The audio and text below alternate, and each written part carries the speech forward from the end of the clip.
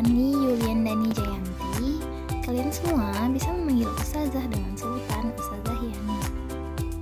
Ustazah akan mengajarkan pelajaran seni budaya dan prakarya.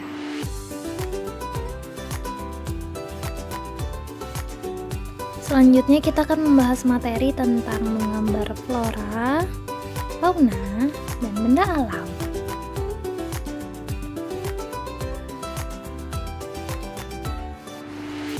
Sebelumnya Ustazah ingin bertanya, ada yang tahu nggak apa itu seni?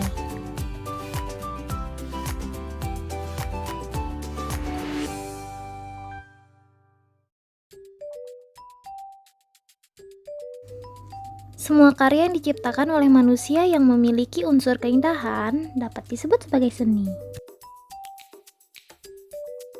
Semua karya yang memiliki unsur keindahan yang dapat dirasa, dilihat, diraba, dan juga dinikmati dapat disebut sebagai seni. Objek-objek dalam menggambar seperti flora atau yang berkaitan dengan tumbuh-tumbuhan, fauna atau yang berkaitan dengan binatang, dan yang terakhir, benda-benda alam lainnya, baik yang dibuat manusia atau benda-benda yang sudah ada di alam sebelumnya. Coba perhatikan gambar berikut ini. Apakah gambar tersebut bisa dikatakan atau disebut sebagai seni? Jawabannya adalah tidak, karena gambar tersebut merupakan ciptaan Allah Subhanahu wa Ta'ala, jadi tidak bisa dikatakan atau disebut sebagai seni. Coba perhatikan gambar berikut ini. Yang manakah yang merupakan karya seni? Gambar 1, gambar 2, gambar 3, atau gambar 4? Dan yang manakah yang termasuk gambar flora, fauna, dan benda alam?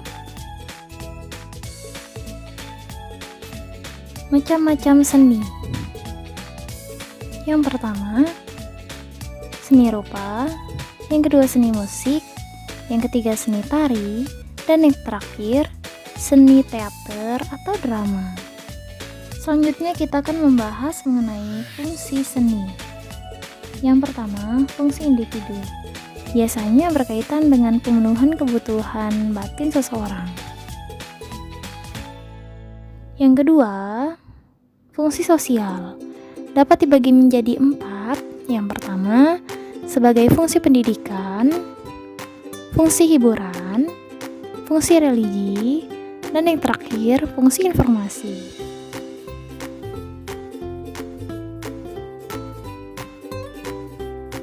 Selanjutnya, kita akan membahas mengenai seni rupa berdasarkan ragam wujudnya. Yang pertama, seni rupa 2 dimensi. Jadi, seni rupa 2 dimensi ini hanya dapat dilihat dari satu arah sudut pandang saja, seperti lukisan, karya grafis, ilustrasi, dan lain-lain. Kedua, seni rupa 3 dimensi. Jadi, karya seni ini dapat dilihat dari segala arah sudut pandang, seperti contohnya keramik, patung, arsitektur, dan lain-lain. Jadi, karya seni rupa 2 dimensi, permukaan karyanya datar, tetapi kalau yang karya seni 3 dimensi, karyanya memiliki ruang di dalamnya. Contoh karya 2 dimensi. Yang pertama, karya lukisan. Yang kedua, ilustrasi atau gambar. Dan yang ketiga, contohnya adalah grafis atau cetak.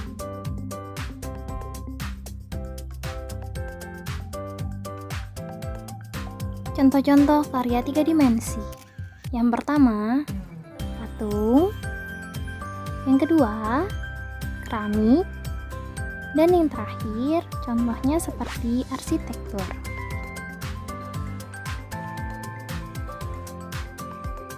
Selanjutnya kita akan membahas mengenai unsur-unsur seni rupa dalam menggambar.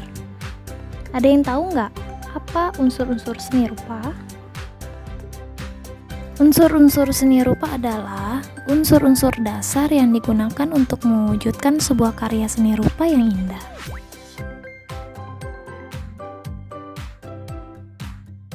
Ada 7 unsur-unsur seni rupa yang biasanya digunakan dalam gambar. Titik, garis, bidang, bentuk, warna, tekstur, ruang, dan tekanan. Yang pertama titik. Titik adalah unsur terkecil dari seni rupa. Selanjutnya yang kedua garis. Garis adalah tanda yang memanjang yang menandai hubungan antara dua titik atau lebih. Selanjutnya yang ketiga bidang. Bidang adalah adanya pertemuan antara beberapa garis. Yang keempat bentuk. Bentuk adalah ruang yang bervolume dan dibatasi oleh permukaan garis. Selanjutnya yang kelima warna. Warna adalah sebuah elemen atau pigmen yang dapat memantulkan cahaya. Jenis-jenis warna. Yang pertama, warna primer atau biasanya disebut dengan warna pokok, terdiri dari warna merah, kuning, dan biru. Selanjutnya warna sekunder. Biasanya, warna ini didapatkan dari campuran warna primer. Selanjutnya yang ketiga warna tersier. Jadi warna ini didapatkan dari campuran warna primer dan sekunder. Selanjutnya warna netral. Biasanya terdiri dari warna hitam dan warna putih. Kita lanjutkan pembahasan kita mengenai unsur rupa yang keenam, yaitu tekstur. Tekstur adalah nilai raba suatu benda. Selanjutnya yang ketujuh ruang. Ruang adalah bidang atau keluasan. Selanjutnya yang terakhir adalah tekanan. Biasanya tekanan ini disebut dengan gelap terang. Selanjutnya kita akan membahas mengenai prinsip-prinsip dalam menggambar. Penciptaan suatu karya seni selain menggunakan unsur-unsur seni juga menggunakan pertimbangan yang sangat mendasar, yaitu penggunaan dan pengaturan kaidah-kaidah seni rupa yang disebut dengan prinsip-prinsip seni. Ada 6 prinsip-prinsip seni dalam menggambar. Yang pertama proporsi atau perbandingan, yang kedua keseimbangan atau balance, yang ketiga kesatuan atau unity, yang keempat irama atau ritme, yang kelima pusat perhatian atau point of interest, dan yang terakhir harmoni atau keselarasan. Sekarang kita akan membahas mengenai media dan alat menggambar. Ada buku gambar, pensil, penghapus, alat mewarnai, dan bolpen.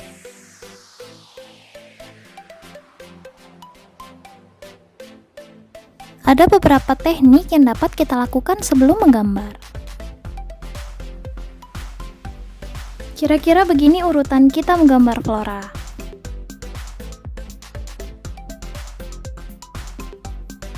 Selanjutnya urutan teknik menggambar fauna.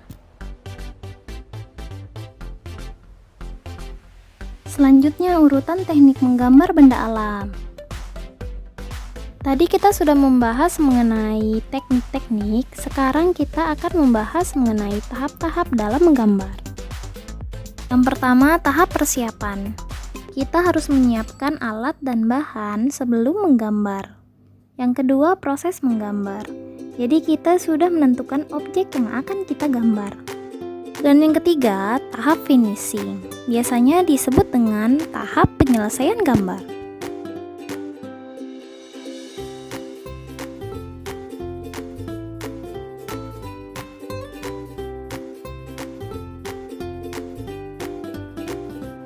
Selanjutnya kita akan membahas materi seni budaya kelas 8 tentang menggambar model.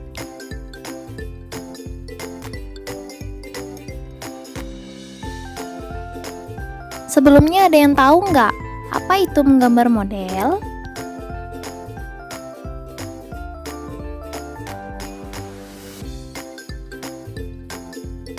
Menggambar model adalah kegiatan yang diawali dengan menentukan objek gambar. Objek gambar tersebut seperti manusia, tumbuh-tumbuhan, hewan, dan benda alam. Berikut adalah contoh objek-objek dalam menggambar. Manusia, tumbuh-tumbuhan, tumbuhan,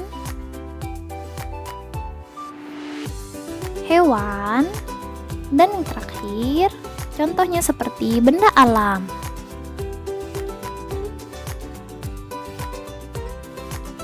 Ada berbagai macam teknik dalam gambar model.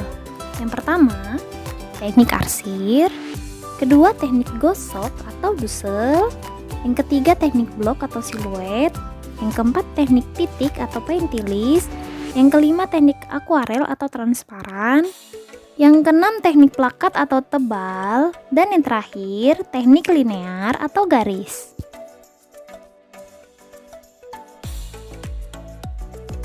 Teknik arsir.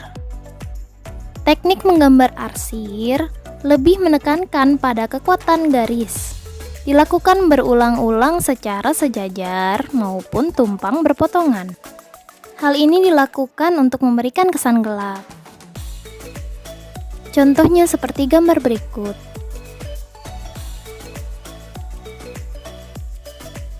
Selanjutnya yang kedua, teknik gosok atau dusel.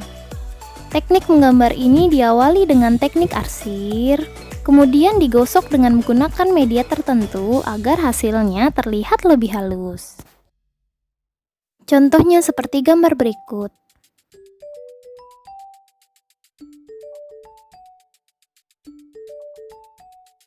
Lalu yang ketiga, teknik blok atau siluet. Teknik ini lebih menekankan pada perwujudan karakter objek. Dengan hanya melihat siluetnya saja, kita bisa langsung menebak bentuk dari objek tersebut. Jadi objek gambar ditutup dengan menggunakan warna hitam untuk menimbulkan kesan siluet. Contohnya seperti gambar berikut.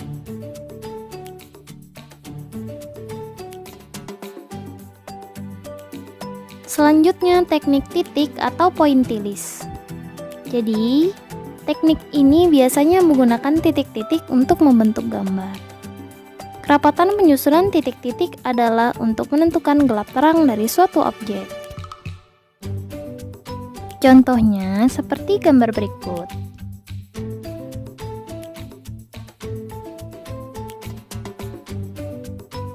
Yang kelima, teknik akuarel atau transparan.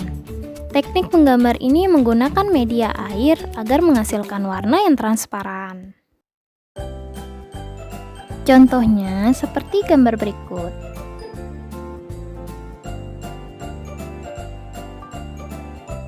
Selanjutnya teknik plakat atau tebal. Teknik plakat adalah teknik menggambar dengan media cat dengan sapuan warna tegas dan tebal, sehingga hasilnya tampak pekat. Teknik ini biasanya dilakukan dengan media cat poster dan akrilik. Contohnya seperti gambar berikut.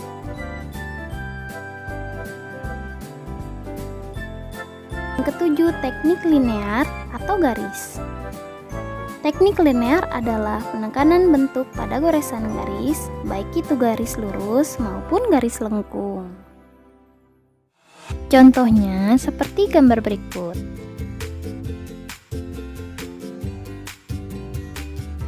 Selanjutnya, kita akan membahas mengenai langkah-langkah menggambar model. Yang pertama, menyiapkan alat dan bahan. Yang kedua, mengamati objek gambar atau model. Yang ketiga, menentukan teknik menggambar. Yang keempat, membuat sketsa atau rancangan gambar. Yang kelima, tahap penyelesaian dan finishing, atau biasanya disebut dengan tahap penyajian karya. Nah, sekian penjelasan dari Ustazah. Ustazah harap semuanya bisa mudah mengerti ya. Ustazah ucapkan terima kasih. Assalamualaikum warahmatullahi wabarakatuh.